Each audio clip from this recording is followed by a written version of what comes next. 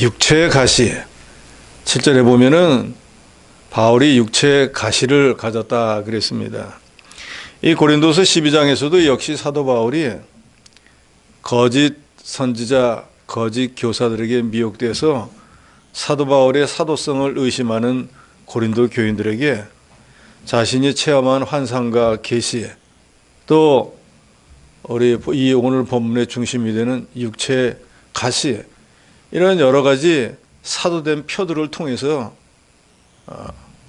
예수님으로부터 내가 사도로 부름받은 사람이고, 그래서 너희 고린도 교회를 세웠고 가르쳤고 지금도 너희를 위해서 기도하고 있는 가운데 있으니 너희가 어느 것이 옳은지를 바로 분별해서 너희 믿음을 잘 지키라 하는 것이 12장의 주된 내용입니다.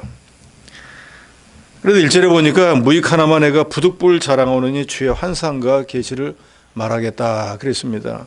바울은 그동안에 뭘 가르쳤는가 하면은 복음을 전할 때마다 아덴 같은 데 가서는 복음을 전하다 보니까 그 사람들 수준에 맞춰서 복음을 전해보려고 시도 동원해보고 철학도 동원해보고 뭐 여러 가지 세상 사람들이 좋아하는 것을 동원을 해봤는데 결과가 별로 좋지 않았습니다.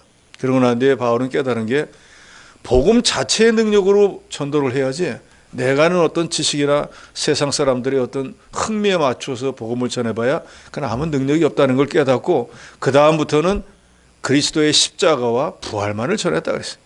그것이 바로 복음이거든요. 예수 그리스도가 우리 죄를 사해 주시기 위해서 육신의 몸을 입고 세상에 오셔서 우리 택한 자들의 죄를 위해서 십자가에 죽어주신 거, 그리고 죄와 사망을 이기고 사흘 만에 부활하신 거, 이게 바로 예수님이 하신 일이고 그게 바로 복음인 거예요.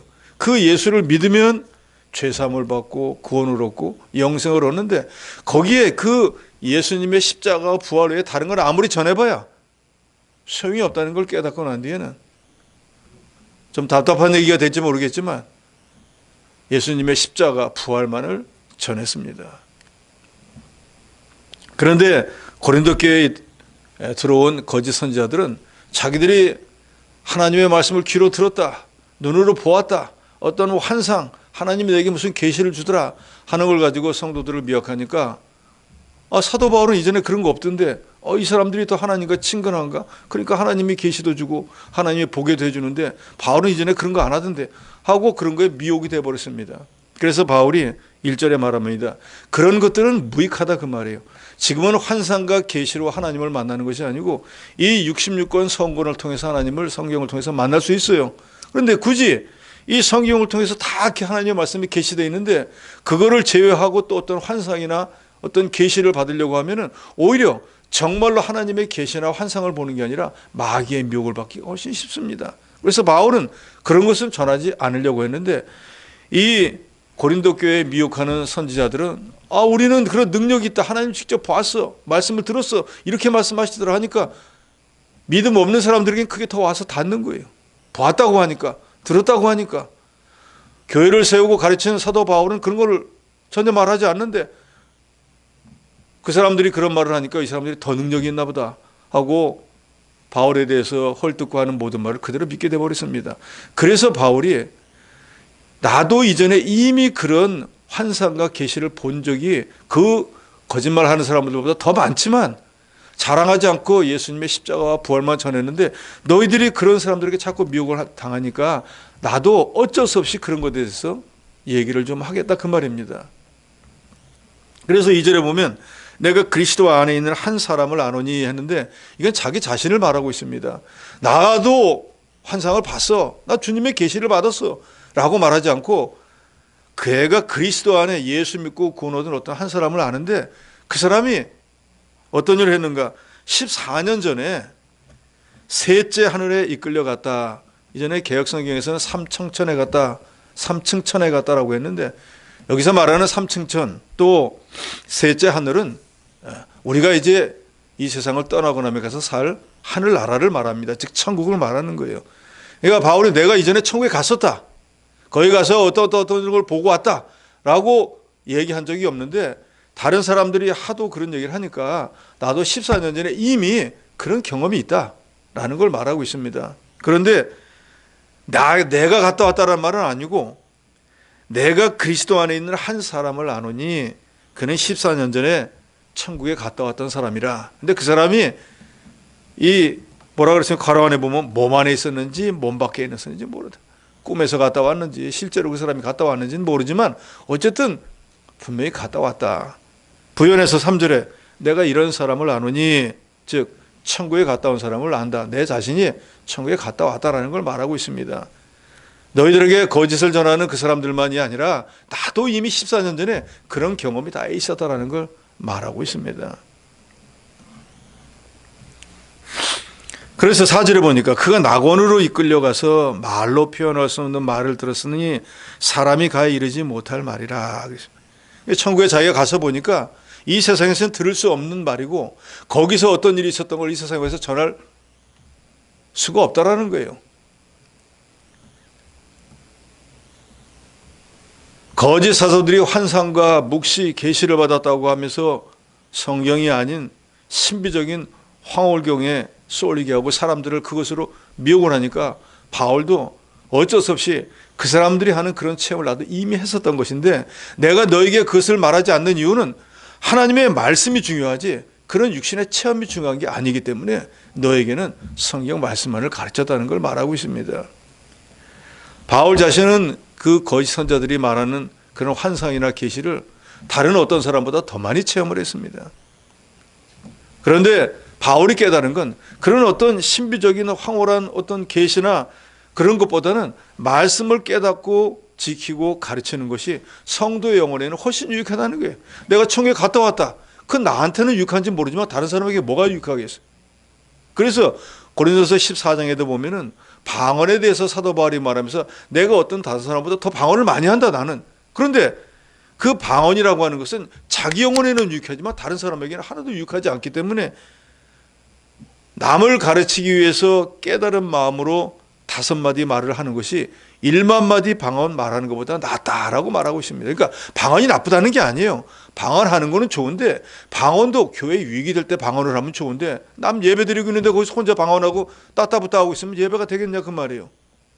그러니까 오히려 남을 가르치기 위해서 깨달은 말씀을 가지고 5마디라도 남을 가르치는 것이 방언 1만 마디 하는 것보다 훨씬 나은 것처럼 내가 천국에 갔다 왔다 무슨 계시를 받았다 나한테는 유익한지 모르겠지만 다른 사람들에게 무슨 상관이 있느냐 그 말이에요. 그 사람들 영혼에 하나도 유익을 주지 못하기 때문에 나는 그저 그리스도의 십자가와 부활만을 전했다는 거예요.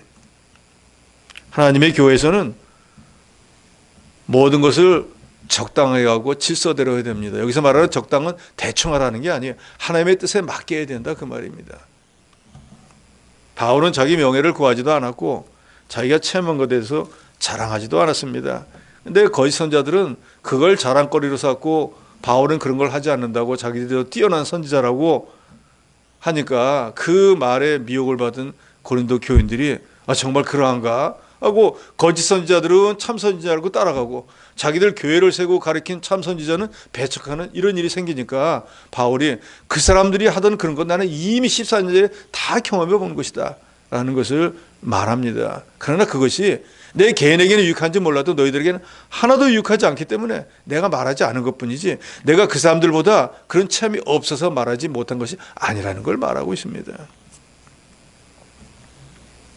환상이나 계시는 환상은 현실에 없는 게 있는 것처럼 느껴지는 것이고 또 계시는 가리워졌던 것을 하나님이 열어서 보여주는 것인데 그런 것을 우리는 특별 계시라고 합니다. 그래서 복음이 전해지는 초기에 사도들이 있었는데 그 다음에 사도들이 죽고 난 뒤에 속사도라고 해가지고 그 사도들의 대를 이었던 후계자들이 있던 세대가 있습니다. 그건 한 1세기밖에는 안 돼요.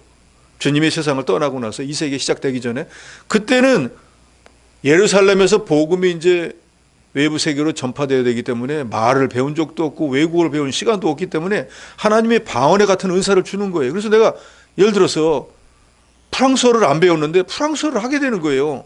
그러니까 프랑스에 가가지고 복음을 전하는 거예요. 프랑스 말로.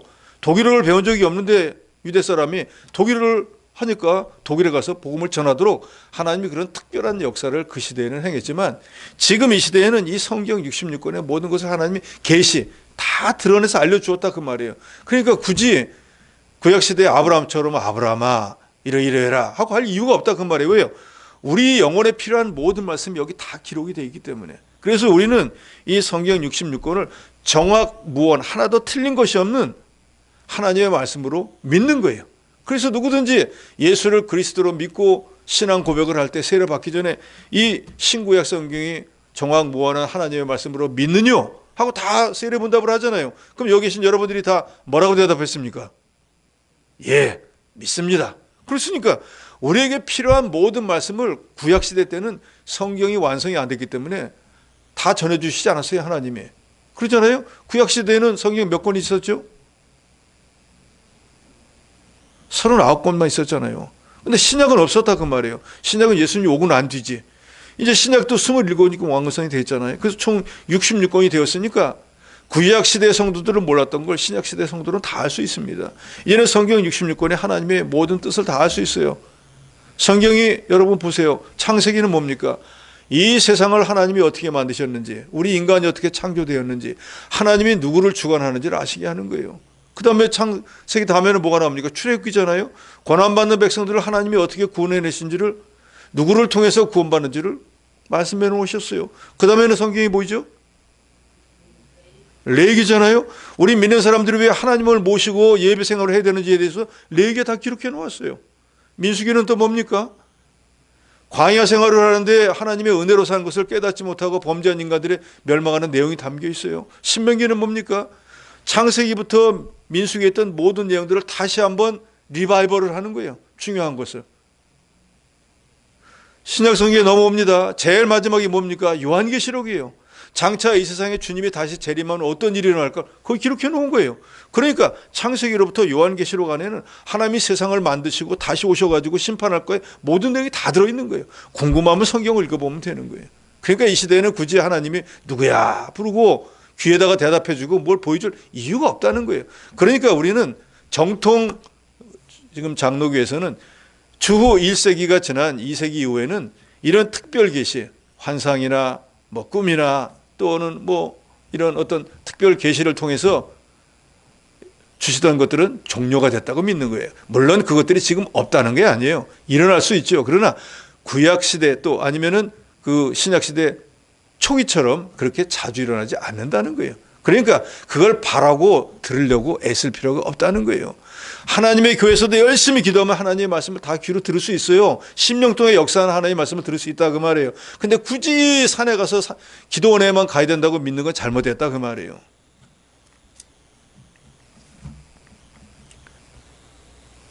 바울이 셋째 하늘에 끌려갔던 사람을 자기라고 밝히지 않고 내가 이런 사람을 안다라고 한 것은 그 계시 그 환상을 보게 된 게 자기가 내가 천국에 갔다 와야지 해서 간 게 아니라 하나님이 바울에게 보여주셨기 때문에 하나님이 하신 일이기 때문에 자기는 자랑할 게 없다 그 말이에요. 내가 내 마음대로 천국도 왔다 갔다 한다 그러면은 나는 이런 능력이 있어 하지만 내가 가고 싶다고 가서 볼 수 있는 것도 아니고 또 거기 가서 들은 것을 말했잖아요. 도저히 사람이 가히 이르지 못할 말들이 천국에 있더라. 왜요? 이 세상과는 천국과는 전혀 다른 세계이니까. 그러니까 바울은 뭘 말해요? 내가 천국에 가서 뭘 봤다고 해서 들었다고 해서 그걸 내가 이 세상에서 전할 수가 없다는 거예요. 이 세상과 저 세상이 다르기 때문에. 그런데 그걸 자기가 안다고 해서 전하는 사람들은 바로 되지 못했다는 걸 말하는 거예요. 또 실제로 이 세상에 살아있는 사람이 천국에 갔다 올 수 없어요. 엄격히 따지면. 그러니까 이전에 믿음 좋으신 여자 전도사님이 계셨는데 97세에 세상을 떠나는데 세상 떠나기 얼마 전에 그런 말씀을 하시는 거예요. 요새 내가 너무 약해졌나 봐. 꿈을 자주 꾸는데 꿈을 꾸니까 이전에 친하게 신앙생활하던 친구가 왔더라는 거예요. 꿈에. 그래서 자기가 야단을 쳤다는 거예요. 너 천국에 가는데 네가 어떻게 와? 너 막이지? 그 말이 맞죠. 그러잖아요. 친구가 천국에 가 있는데 어떻게 와요? 못 온다고요. 누가복음에 말하잖아요. 아브라함의 품에 나사로가 있는데 부자가 제가 이 목이 타서 죽겠으니까 아브라함 보고 직접 오라고 하기는 미안하니까 그 품에 있는 나사로에게 물 한 방울만 찍어갖고 제 혀를 좀 서늘하게 해주면 안 될까요? 하니까 아브라함이 그때 뭐라고 합니까? 애야, 너희가 있는 데하고 우리가 있는 데 큰 구릉이 있어서 무적행이 있어서 내가 얘를 너한테 보내고 싶어도 얘가 너한테 못 가. 볼 수는 있지만 갈 수 없다 그 말이에요. 천국과 지옥 서로 못 가요. 그러면 천국에 가 있는 성도도 지금 여기 못 온다 그 말이에요. 그런데 왔으니까 그 전도사님은 넌 마귀지 하고 쫓았다는 거예요. 그 말이 100% 맞죠. 그러니까 천국에 있는 누구 만나려고 애쓸 필요가 없다고 그 말이에요. 그렇게 될 수도 없고 어차피 우리 육신의 생명이 끝나면 즉시 거기 갈 건데 그때 가면 보면 되지 뭐 여기서 뭘 보려고 애쓸 이유가 하나도 없어요. 그러니까 지금 이 시대에도 물론 전혀 부인하는 거예요. 어떤 사람이 뭐 천국에 갔다 왔다고 하는 사람들도 있는데 갔다 올 수도 있겠죠. 그러면은 자기가 봤으면은 사도 바울처럼 겸손해야 되는 거예요. 그걸 자랑거리 삼고 뭐 책을 써내고 하는 것은 하나님 앞에 별로 합당하지 않을 것 같아요. 그리고 또 그런 얘기에 미혹돼서 나도 그렇게 할까 하는 것도 마찬가지고. 5절에 내가 이런 사람을 위하여 자랑하겠으나 나를 위하여는 약한 것들 외에 자랑하지 아니하리라. 그러니까 이 말은 뭐예요? 나도 14년 전에 천국에 갔다 온 경험이 있는데 지금 너희를 미혹하는 거짓 선자들이 그런 얘기랑 그 사람들 앞에 나도 갔다 왔어 라고 자랑하겠지만 너희 고린도 교인들한테 내가 안 하겠다 그 말이에요. 왜? 너희들 영혼에 전혀 유익하지 않기 때문에. 왜? 이런 얘기를 자꾸 하면 고린도 교인들도 그럼 나도 한번 갔다 오면 좋겠다 이런 마음을 먹게 되고 정통신앙에서 벗어나 버리게 된다 그 말이에요. 지금 이 시대에도 문제가 되는 게 신비주의들이잖아요. 방언을 막 가르쳐가지고 방언을 해야 된다 뭐 기도를 하다 보면 어딜 간다 하고 하니까 그것 때문에 산에 가서 기도하고 기도원 다니는 사람들도 많잖아요.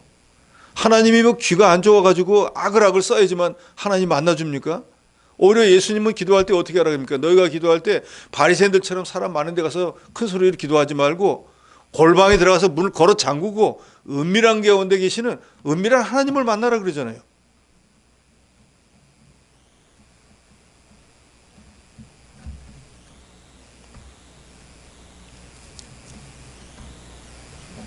바울이 삼층천에 가서 자기가 본 것을 말하지 않은 이유는 혹시 바울이 그런 말을 하면은 바울을 참 어떤 능력을 가진 위대한 사람으로 생각하고 자기도 그런 것들을 사모하는 그릇된 것을 가르칠까 봐 그랬습니다. 바울은 자나깨나 자기가 세우고 가르친 성도들에게 원하는 건 그 사람들이 바른 신앙으로 자라나기를 원하는 거예요. 이런 신비적인 체험도 할 수는 있겠죠. 그러지만 그런 것들을 무슨 뭐 습관적으로 때만 되면 하고 그런 일은 없어요. 우리가 구약 성경을 봐도 아브라함에게도 하나님이 나타나도 필요할 때 몇 번이지 날마다 나타났고 이렇게 해라 저렇게 해라 하시지 않습니다. 그래서 바울은 사도가 된 증거가 그 거짓 선자들이 말하는 것은 그런 체험이라고 하면은 나는 그 사람들이 말하기 전에 이미 14년 전에 그런 걸 다 했기 때문에 그런 것은 사도적인 어떤 증거가 될 수 없다라는 것을 말하고 있는 것입니다. 그러면서 오히려 바울은 5절 하반절에 이렇게 말하죠. 나는 그런 자랑보다는 내가 약한 것에 대해서 자랑을 하겠다. 근데 사실은 사람들은 자기가 약한 거 단점이잖아요. 결점은 다 안 드러내려고 하죠. 있으면 감추려고 하죠. 혹시라도 드러나면은 뭐 극구 부인을 하면서 나 그런 적 없다라고 하잖아요. 근데 바울은 우리가 다릅니다. 나는 너희들에게 내가 천국에 갔다 왔다는 거짓 선자들 그런 자랑을 하고 싶지 않고 내가 자랑하기는 약한 것들 외에는 자랑하지 않겠다. 난 이런 점이 약해. 나는 이런 게 내 단점이야. 이런 걸 자랑하겠다는 거예요. 우리 상식으로는 좀 이해가 안 되지 않습니까? 6절에 내가 만일 자랑하고자 해도 어리석은 자가 되지 아니할 것은 내가 참말을 하기 때문이다. 즉 내가 약한 것에 대해서 자랑하면은 저런 어리석은 사람, 아니 자기 그 못난 걸 뭐 이렇게 자랑을 해? 라고 해서 사람들이 어리석다고 얘기하더라도 내 말이 참된 말이기 때문에 난 그걸 부끄러워하지 않는다는 거예요. 그래서 사실은 다른 성경에 보면 제자들에게 편지 써보낼 때 내가 죄인 중에 뭐라 그러죠? 누가 그렇게 말해요? 다 자기 스승이고 우러러보는데 내가 죄인 중에 개수야. 내가 너희들보다 100배 1000배나 나쁜 사람이야. 누가 그렇게 얘기를 하느냐 그 말이에요.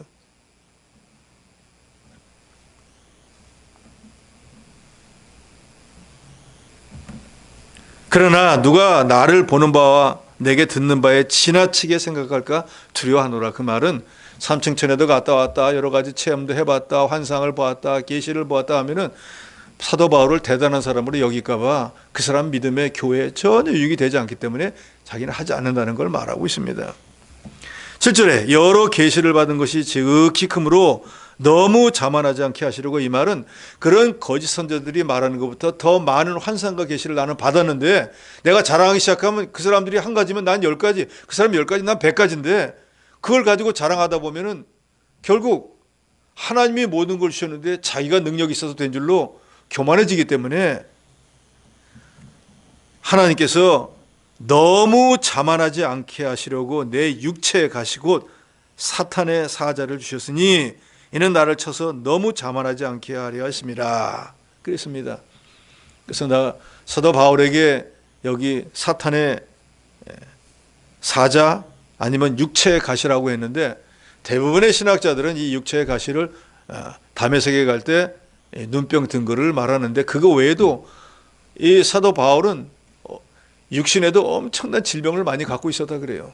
그런 모든 것들이 다 육체의 가시인데 대표적으로는 눈병이었습니다. 그래서 이 눈병은 또 사도 바울에게는 큰 문제가 되었어요. 왜냐하면 사도 바울이 성경을 13권이나 썼는데 만약에 그 눈이 밝았다고 하면 그보다 더 많이 썼을 수도 있어요. 그래서 어느 성경에 보면 내가 이렇게 큰 글자로 쓰노라 하는데 그 큰 글자로 쓰노라 하면서도 그것을 바울이 쓴 게 아니라 사람에게 대피를 시켰어요. 그 사람은 이제 쓰기만 한 거예요. 바울이 얘기하는 대로, 말하는 대로. 그러니까 만약에 눈이 제대로 우리처럼 정상인이 되었다고 하면 그 밝은 눈을 가지고 성경을 더 많이 쓸 수도 있었잖아요. 그래서 어떤 교회에서는 사도 바울에게 그게 너무 안타까워서 자기들의 눈이라도 빼어주고 싶다라고 했을 정도였습니다. 그래서 이 눈 때문에 교인들에게 시험거리가 되기도 했고 또 사도가 돼가지고 저렇게 눈곱이 질질 끼고 사람이 참 몰골이 저래가지고 되나 하는 비방거리가 되기도 하고 복음을 전하는 편지를 쓰는데도 막대한 지장을 주었습니다. 그래서 할 수만 있으면은 바울도 이 눈만 좀 나으면은 내가 더 복음을 더 잘 전하고 더 많은 성경도 저작을 할 수 있을 텐데 그런 개인적인 생각이 있었겠죠. 그래서 바울이 하나님께 기도를 했습니다. 그게 8절 9절입니다. 8절 9절 같이 읽습니다. 시작. 이것이 내게서 떠나가게 하기 위하여 내가 3번 주께 간구하였더니 나에게 이르시기를 내 은혜가 내게 족하도다. 이는 내 능력이 약한 데서 온전해짐이라 하신지라. 그러므로 도리어 크게 기뻐함으로 나의 여러 약한 것들에 대하여 자랑하리니 이는 그리스도의 능력이 내게 머물게 하려 함이라. 바울이 3번 기도를 했습니다. 주여, 제게 이 눈병이 들어서 제가 복음을 전하는데 지장이 너무나 많습니다. 주님, 이 눈병을 낫게 해주시옵소서. 그런데 하나님이 그래, 내 눈을 낫게 해줘야지 다른 사람 눈을 낫게 해주겠냐? 내가 이렇게 죄를 열심히 하는데 그래 하고 하나님이 낫게 해줘야 돼요. 그런데 안 낫게 해줬어요. 근데 사도행전 19장 11절로 12절에 보면은 하나님이 바울의 손으로 놀라운 능력을 행하게 하시니 심지어 사람들이 바울의 몸에서 손수건이나 앞치마를 가져다가 병든 사람에게 얹으면 그 병이 떠나고 악기도 나가더라 그랬어요. 그러니까 바울에게 하나님이 이 치유의 은사를 줘가지고 가서 손에 안수를 얻고 해서 병이 낫는 사람도 있지만 그럴 필요도 없이 바울이 입고 있던 무슨 앞치마나 손수건 있으면 그걸 가지고 가고 병든 자에게다 탁 올려놓으면 그 사람 병이 나버리는 거예요. 즉 사도 바울 자신에게 엄청난 하나님의 치유의 은사가 임했다 그 말이에요. 그러면 그 치유의 은사가 가지고 있는 그 사람이 주여 제 눈병이 낫게 해주시옵소서 하고 3번 기도하면 나아야 될까요? 안 나아야 될까요? 나아야 될 거 아니에요. 남도 낫게 했는데 자기를 못 낫게 했어요. 그런데 하나님은 다른 사람의 병은 고쳐주면서 사도 바울이 3번 기도했더니 오늘 본문에 그러죠. 내 은혜가 내게 족하도다. 내가 너한테 그렇게 치유의 은사를 줘 다른 사람 낫게 하는 거 그것만 해도 좋게. 너는 내 눈이 지금 그렇게 침침하고 잘 안 보이는 게 거기까지만도 내 은혜인 줄 알아. 내가 만약에 더 너를 심하게 했으면 너는 아무를 못 볼지도 몰랐는데 눈 뜨고 있는 것만 해도 너는 감사한 줄 알아야 돼. 오늘 이 시대에 저 여러분들 이걸 알아야 됩니다. 나 이것만 없으면 되는데 이게 내 단점인데 하는 그것이 오히려 나를 하나님이 살리시는 그 키인 줄 아셔야 된다 그 말이에요. 그게 없으면 이 사람 아예 그릇된 길로 나가고 망할까 봐 하나님이 그걸 누르기 위해서 깨닫게 하기 위해서 하나님이 저 여러분에게 다른 사람에게 참 말 못할 요것만 없으면 내가 정말 할 것 같은데 하는 그것이 정말로 나를 살리고 있다는 것을 믿으시기 바랍니다. 하나님이 말하잖아요. 말씀하시지 않습니까? 내 은혜가 내게 족하다. 하나님은 우리가 예수 믿고 난 뒤로 저 여러분에게 분명히 유익하고 복되고 좋은 거 아니면 절대로 안 주십니다. 그러니까 사도 바울에게 사단의 이 사자처럼 육체의 가시를 준 것도 바울도 깨달았잖아요. 하나님의 은혜다. 그리고 하나님 직접 말씀합니다. 내 은혜, 내게 내가 눈병 들게 한 것도 내 은혜인데 너한테 그게 족하다. 그러면서 왜 은혜가 족한가? 왜 눈병이 들었는데도 하나님의 은혜가 족하다고 말씀하는가? 너의 능력이 약할 때 온전해진다는 거예요. 내 능력, 즉 하나님의 능력은 우리가 주여 저는 아무것도 할 수가 없습니다. 저는 무능합니다. 저는 힘이 없습니다. 아무것도 못합니다. 라고 할 때 내 힘으로 할 수 있는 게 아무것도 없잖아요. 그때부터 주시는 것은 다 하나님의 은혜와 하나님의 능력이에요. 그러니까 내가 아무것도 할 수 없다 하는 그때 하나님의 능력이 임하니까 내가 약하다, 내 능력이 없다라고 할 때 그때부터 하나님의 능력과 하나님의 힘이 역사하기 때문에 내 능력이 온전해진다는 거 바로 그거 말이에요. 내가 정말로 주여 하고 나한테 3번이나 간절하게 기도하는 거 보니까 내가 그것이 너에게 고난이고 너에게 가신 것을 너희가 깨달았으니까 정말로 그게 고난이고 가신 줄 알았으면 지금까지 내가 해온 모든 일이 내가 한 것이 아니고 하나님 내가 너를 도와선 줄로 내가 깨달으라는 거예요. 그리고 앞으로도 더욱더욱 하나님을 의지해야 된다는 것을 말씀하고 있습니다. 하나님이 믿는 자에게 가시를 주시는 것은 누구든지 자기 부족함을 깨닫고 부족하니까 은혜가 의지할 것은 하나님밖에는 없구나 하고 하나님을 의지하게 되는 거예요. 여호사밧 마온과 암몬의 연합군이 다 쳐들어왔습니다. 그런데 자기 군대는 얼마 안 되는데 그 군대와 싸워서 이기려니까 도저히 승산이 없는 거예요. 그러니까 온 이스라엘 백성들을 다 금식하라 하고 하나님 앞에 나와서 하나님 앞에 기도합니다. 주여, 저 많은 대군들이 쳐들어왔는데 우리는 어찌할 바를 모르고 우리는 싸울 수도 없고 이길 수도 없습니다. 우리는 오직 주만 바라보나이다. 이게 바로 하나님만 의지하는 거예요. 그러니까 하나님이 주만 바라본다는데 어떻게 해요? 주님 처분만 바라는데 죽든 살든 주님께 맡깁니다 하는데 나 몰라라 할 수 있겠느냐 그 말이에요. 그러니까 하나님이 이 전쟁에서 너희가 싸울 게 없다. 전쟁을 해야 되는데 이스라엘 백성들은 싸울 일이 없다는 거예요. 내가 다 알아서 해줄게 하고 하나님 책임을 주고 브라가 골짜기에서 하나님의 능력으로 대적들을 다 물리쳐 주지 않습니까? 그러니까 내가 부족합니다. 저는 부족합니다. 라고 할 때 그때 하나님이 역사하시는 줄을 믿으시기 바랍니다. 뭔가 내가 할 수 있다. 나도 할 수 있지. 내 능력이면 되지. 하는 사람은 하나님이 역사 안 해요. 그게 누구예요? 지난주에 우리가 사무엘상 30장에 31장에 이스라엘의 초대 왕이 되었다가 세 아들과 함께 전쟁에서 망해버린 사람 있지 않습니까? 할 수 있다고 하니까 내버려 둔 거예요. 너 한번 해봐라. 결국 어떻게 됐습니까? 자기 눈앞에서 세 아들이 죽어나가고 자기도 어쩔 수가 없으니까 자기가 자기 칼을 세워놓고 거기 부끄러운 죽음을 당하지 않습니까?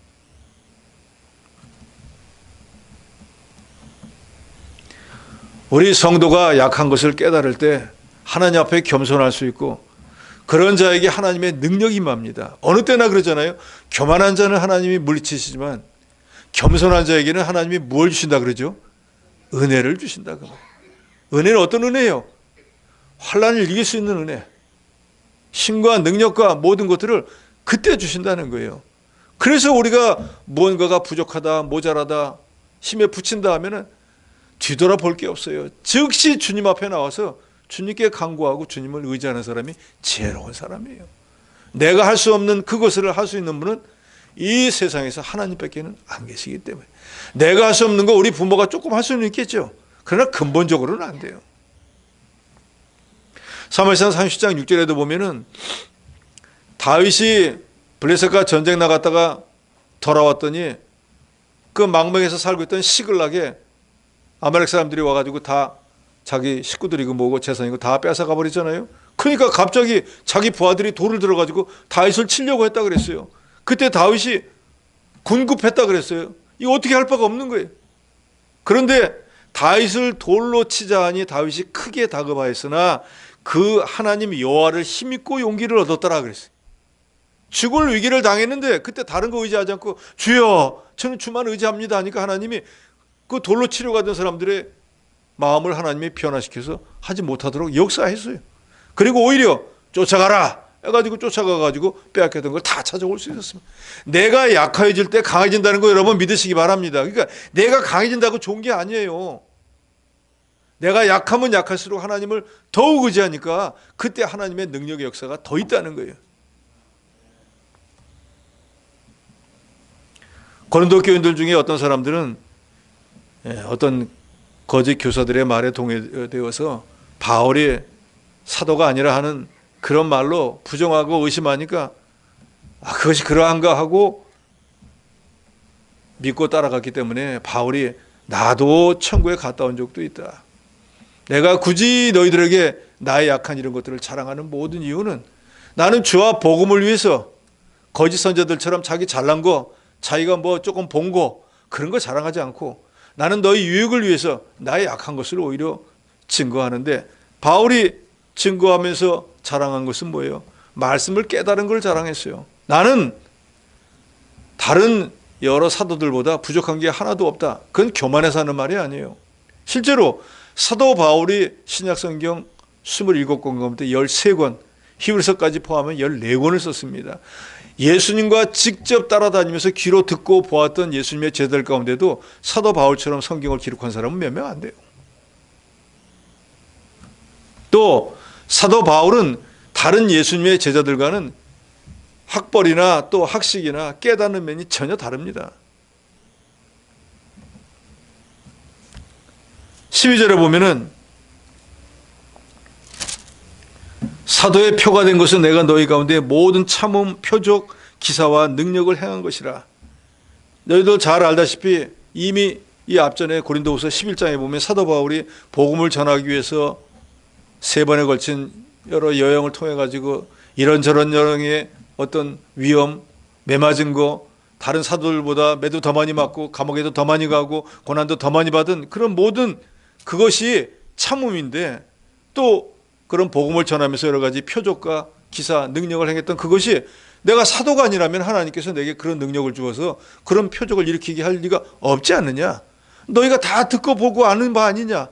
그런데 거짓 선자들이 그렇게 나처럼 온 천지를 돌아다니면서 교회를 세우고 표적과 이사를 기하고 해가더냐. 고린도 교회에 앉아가지고 성도들의 마음만 잡아가지고 어떻게든지 그 교회를 차지하려고 하는데 어떤 사람이 올바로 된 사도이냐라는 걸 바울은 말하고 있습니다. 또 13절에 보면은 내 자신이 너에게 폐를 끼치지 아니한 일밖에 다른 교회보다 부족한 것이 무엇이 있느냐. 이 말은 뭔가 하면 고린도 교회에서 사도 바울이 사례비를 안 받았잖아요. 그래서 거짓 선자들은 사도 바울이 너희에게 이 사례비 안 받는 것은 나중에 교회를 아주 차지하고 그런 목적이 있기 때문에 지금 안 받는 척 하는 거다 하니까 고린도 교회인데 그게 미혹이 돼가지고 그런가 하니까 바울이 그걸 말하는 거예요. 내가 너희들에게 폐를 끼치지 않는 일밖에 다른 교회보다 부족하겠다. 이 말은 뭔가 하면 다른 데서는 예를 들어서 데살로니가에서는 사례비를 받았는데 고린도 교회에서는 안 받으니까 고린도 교회 입장에서는 왜 우리 건 안 받지? 하니까 폐를 끼친 것처럼 보인다 그 말에. 그러나 그 원인은 뭐예요? 고린도 교회가 아직 이 재정적으로 자립할 정도도 안 되고 그런 것을 주의 종에게 지급하라고 해도 왜 줘야 되는지도 모르고 시험거리가 오히려 되기 때문에 바울이 아직 그런 받을 만한 적이 되지 못했기 때문에 자기가 직접 일하고 오히려 다른 교회에서 받아가지고 했기 때문에 이 11장에서 보면 그 남의 걸 빼앗아 온 거나 마찬가지라 그랬다고요. 13절에 내 자신이 너에게 폐를 끼치지 않은 일밖에 다른 교회보다 부족한 것이 무엇이냐. 너희는 나의 공평하지 못한 것을 용서하라 그랬습니다.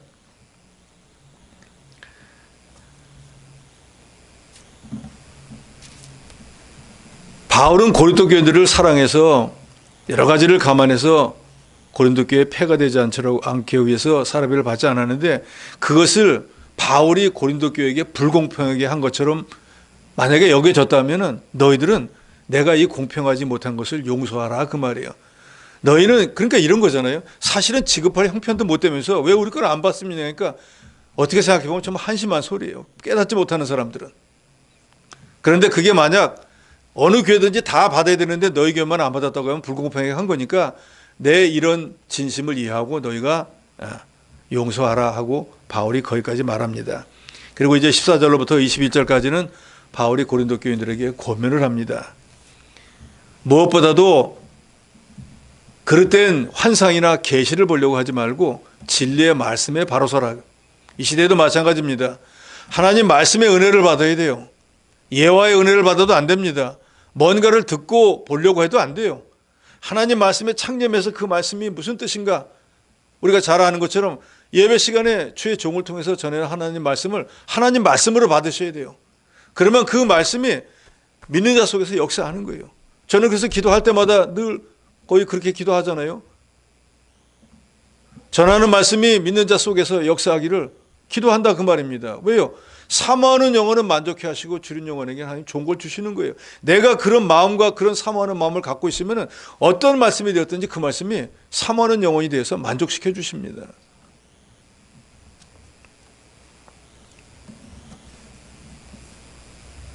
(14절에) 보라 내가 이번 세 번째 너희에게 가기를 준비하였으나 너희에게 폐를 끼치지 아니하리라. 내가 구하는 것은 너희 재물이 아니라 오직 너희라. 어린아이가 부모를 위하여 재물을 저축하는 것이 아니요 부모가 어린 아이를 위하여 하느니라. 내가 너희 영혼을 위하여 크게 기뻐함으로 재물을 사용하고 또 내 자신까지 내어주리니 너희를 더욱 사랑할수록 나는 사랑을 덜 받겠느냐. 그러니까 사도 바울은 고린도 교인들에게 원하는 것은 그 영혼을 사랑해서 그 사람들의 영혼이 잘 되는 것, 그거 외에는 아무런 요구 조건이 없는 거예요. 거짓 선지자들은 말로는 사랑한다 하면서 실제로는 고린도 교인들을 착취하고 있지만 나는 재물을 위해서, 물질을 위해서, 사람을 위해서 일하는 것이 아니고 너의 영혼을 살찌게 하고 너의 믿음이 자라나는 그 일을 위해서 목회를 하고 있다는 것을 말하고 있습니다. 이 시대의 모든 교육자들도 다 그와 같아요. 저도 마찬가지예요. 여러분들의 영혼이 자라나는 게 나의 기쁨인 거예요. 여러분의 믿음이 진보하는 것이 그게 보람인 거예요. 16절에 하여간 어떤 이의 말이 내가 너에게 짐을 지우지는 아니었을지라도 교활한 자가 되어 너희를 속임수로 취하였다 하니 내가 너에게 보낸 자 중에 누가 너희의 이득을 취하느냐. 이 말은 뭐냐면 바울이 불의의 이익을 취하기 위해서 지금 사례비도 안 받고 또 뒷구멍으로 실제로 받을 거 다 받아먹고 있다 하고 엄한 소리 하는데 그걸 믿는 사람들이 있더라 그 말이에요. 근데 바울이 고린도 교회에서 목회할 때도 사례비를 안 받았고 그 뒤에 여기 보면은 18절에 내가 디도를 권하고 함께한 형제를 보내었으니 디도가 너희의 이익을 취하느냐. 이 말은 바울이 목회했던 것처럼 디도도 갖고 사례비 안 받았어요. 그리고 바울이 보낸 모든 사람들은 교회에서 아무 돈도 안 받았어요. 그럼 봐봐라. 내가 가르친 사람, 내가 보낸 사람들은 다 물질의 관계가 없고 너의 영혼을 위해서, 너의 믿음을 위해서 보내서 그 일을 하다가 왔는데 너희가 지금 너희를 속이는 거짓 선자들은 어떠냐. 받을 거 다 받고 우리가 그 반대로 그런 사람들이라고 매도하는데 너희가 그 말을 꼭 믿어야 되겠느냐라고 말하는 거예요. 19절에 너희는 이때까지 우리가 자기 변명을 하는 줄로 생각하지만 우리는 그리스도 안에서 하나님 앞에 말하노라. 사랑하는 자들아 이 모든 것은 너희의 덕을 위하게 함이라. 우리가 사회를 받지 않은 것도 너희들이 나를 그렇게 비하하고 참 사도가 아니라고 해도 내가 참고 가만히 있는 모든 것들은 너희를 사랑하기 때문이다. 교회의 유익을 위하기 때문이다. 그래서 20절에 내가 갈 때 너희를 내가 원하는 것 같이 보지 못하고 때가 내가 너에게 원하지 않는 것 같이 보일까 두려워.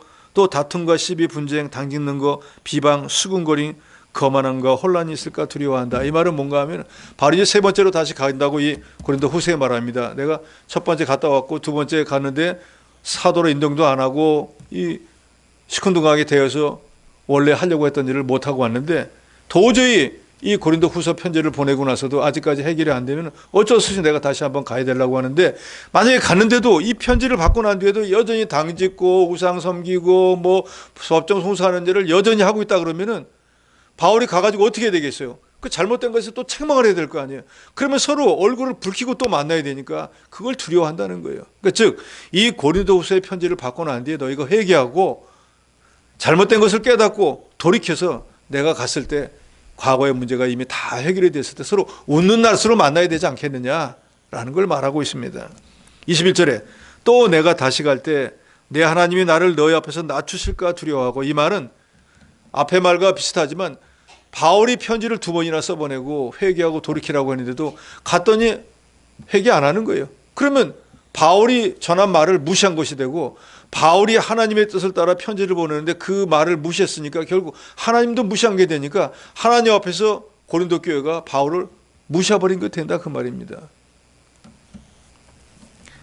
또 내가 전에 죄를 지은 여러 사람 그 행한 바 더러움, 음란, 호색함을 회개하지 아니함 때문에 슬퍼할까 두려워하노라. 그러니까 결론적으로 이 편지를 받고 난 뒤에 너희가 무엇이 잘못되었는지 선악간에 잘 분별을 해서 지금 그릇된 선지자가 미혹하는 그 말이 바로된 것이 아닌 것을 깨닫고 돌이켜서 너희가 가지고 있는 고린도전서 후서에서 언급된 많은 문제들이 믿는 사람이 할 바가 못 되는 것들이니까 죄를 회개하고 돌이키고 이제 처음 예수를 영접했을 때 첫사랑을 찾아서 그 바른 길로 감으로 내가 세 번째 가서 너희를 만났을 때 과거에 참 그릇 행했지만 이제는 회개하고 돌이켜서 바로 섰을 때 서로 웃는 낯으로 서로 믿음이 진보해서 서로 사랑하고 서로 존경하는 마음으로 만나서 하나님 앞에 영광을 돌리기를 원한다라고 하는 것이 바로 결론으로 맺고 있습니다. 바울은 거짓 스승들처럼 자기가 뭐 삼층천에 갔다 왔다는 그거 개인적으로는 영광이 될 수도 있겠지만 그걸 자랑을 해서 결국 성도들의 영혼에 유익을 주지 못하는 그 사람들처럼 행하지 않고 그 사람들보다 훨씬 더 많은 것을 보고 받았음에도 불구하고 성도들의 유익을 위해서 말하지 않았다 그랬습니다. 그러나 어쩔 수 없이 그 사람들이 자랑을 하기 때문에 나도 그런 일을 했다는 것을 어쩔 수 없이 자랑을 했고 오히려 나는 내가 자랑하고 싶은 것은 그런 자랑보다는 내가 약해진 거, 내가 그 약해진 것으로 인해서 하나님의 능력이 내게 임하게 되고 내가 하나님의 일을 더 잘할 수 있게 된 것, 그것을 자랑하면서 오늘 이 시대에 여러분에게도 내가 했다 하지 말고 하나님이 하셨다고 하고 뭔가 내가 좀 높아지고 점점 뭔가 능력이 있다고 하면 그때가 위험한 때인 줄 알고 사도 바울처럼 오히려 약한 것을 자랑하고 그것으로 인해서 하나님이 나를 통해서 일하신 그것을 자랑하는 그런 지혜로운 여러분이 되어야 되겠습니다. 하나님 아버지 은혜를 감사합니다. 사도 바울은 거짓 선지자처럼 자기가 환상이나 계시를 본 것을 자랑하지 않고 오히려 그런 것을 그 사람들보다 더 많이 경험했을 불구하고 고린도 교회 교인들의 영혼을 위해서 믿음을 위해서 자랑하지 않고 오히려 자기의 약한 것을 자랑했다고 했사오니 이 시대에 저희들도 하나님의 은혜로 무언가 하나님의 일을 했다고 해서 자랑하고 교만한 자가 되지 않게 하시고 더욱 자기를 낮추어 겸손하며 내가 약해질 때 하나님의 능력이 더 온전해지는 줄을 깨닫고 더욱더욱 자기를 낮추고 겸손해서 하나님의 일에 쓰임받는 저희 모두가 되게 하여 주시옵소서. 감사하오며 예수님의 이름으로 기도하옵나이다. 아멘.